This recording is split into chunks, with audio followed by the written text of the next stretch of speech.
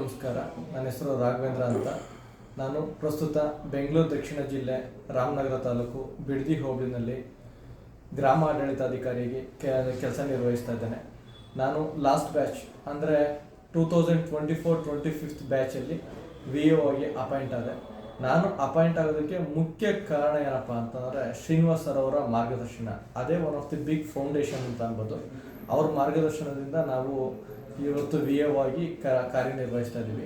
ಇನ್ನು ಮುಂದಿನ ತಿಂಗಳು ಇನ್ನು 15-20 ದಿವಸದಲ್ಲಿ ಐ ಥಿಂಕ್ ಹೊಸದಾಗಿ 572 ಹುದ್ದೆಗಳಿಗೆ VO ನ್ಯೂ ನೋಟಿಫಿಕೇಶನ್ ಆಗ್ತಾ ಇದೆ.